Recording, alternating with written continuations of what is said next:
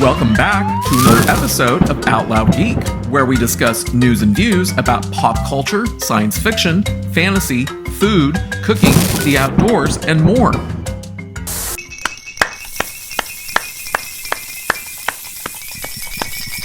Indiana Frosk Black. Thanks to her infamous sexism in gaming rant that she did nearly 1 year ago, she helped to kill off the already financially struggling revival of G4 TV. Sexism in gaming. Talk to him, Frost!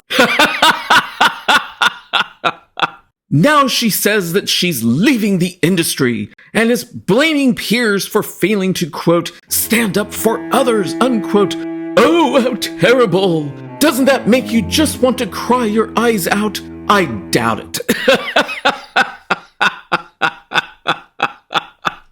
Former G4 TV host Indiana Frosk Black announced that she's leaving the industry, noting that issues leading to her decision could have been prevented if her peers had all stood up together. Personally, I highly doubt that. A few days ago, Frosk tweeted the following.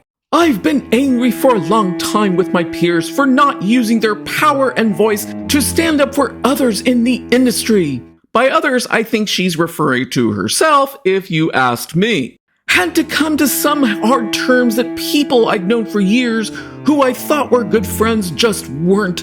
Oh, devastated me for a long time. Oh, how sad. What a sad pity party this is. Then in a follow-up tweet, she wrote the following. Anyway, I'm leaving the industry, found new work elsewhere.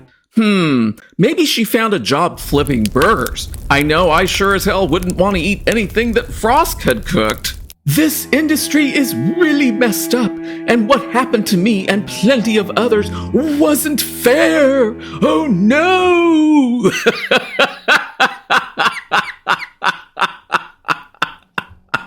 Talk to him, Frost! You know, maybe nobody, like her parents, ever bothered to sit Frost down and explain that life isn't actually fair.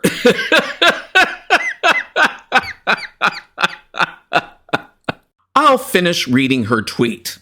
And it could have been avoided if we had all stood up together. You let me down, but I get why. Cheers and good luck. Talk to him, Frost! You mean that they didn't want to ruin their careers as much as she has? I do have to confess that I really don't have much sympathy for Indiana Frosk Black, because she had an opportunity to try to help revive G4 TV. But while it was still struggling very hard to gain a sizable enough audience so that it could actually make money, she took it upon herself to be an activist and attack the very people that G4 TV needed to tune in to watch. Her sexism in gaming rant was truly one of the stupidest moments on TV, and it was one of the stupidest things that she could have said to an audience of gamers, from which she had garnered a career for herself in esports. But you have to wonder, did she not sit down and consider the possible adverse consequences that her adversarial rant might have on the channel, herself, or her own career by attacking the gaming viewers before she did it? I don't believe that she did, because no rational person would have done that. And it's obvious from her tweets that she sees herself as the victim instead of accepting personal responsibility.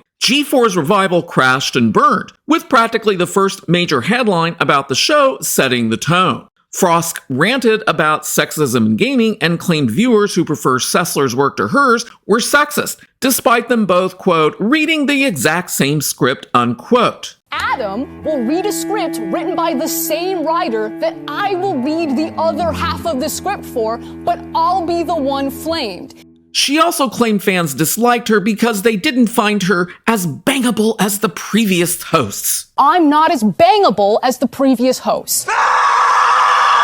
But then she said the stupidest thing possible. If you don't like it, don't watch it. Peace.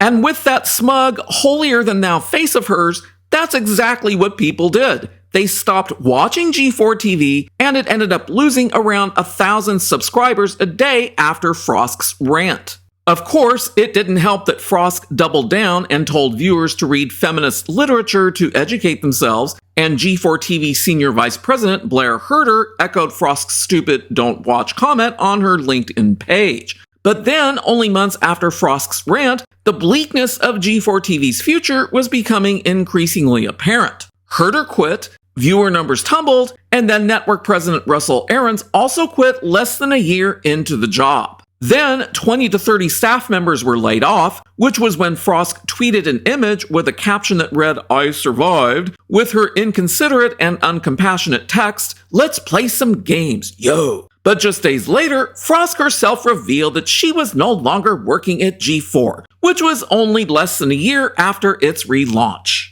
While it was never confirmed whether Frosk quit, was fired, or laid off, Comcast officially shut G4TV down the following month, which was exactly 11 months after the relaunch. The moment that Frosk was allowed to attack the viewers and tell them to stop watching during her sexism in gaming rant, and was subsequently immediately publicly backed by Senior Vice President Blair Herter and Network President Russell Aarons, G4TV's fate was all but guaranteed.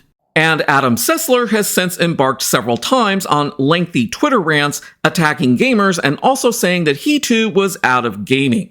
Ultimately, the gaming industry never needed G4TV as an advertising mechanism. What made G4TV successful during its first go-around was that it was funny and entertaining. But the reboot turned into anything but, thanks to people like Indiana Frosk Black, who was more interested in using the platform to push personal political agendas. But Frosk was correct about one thing. She was never going to be as bangable as G4TV's original female hosts.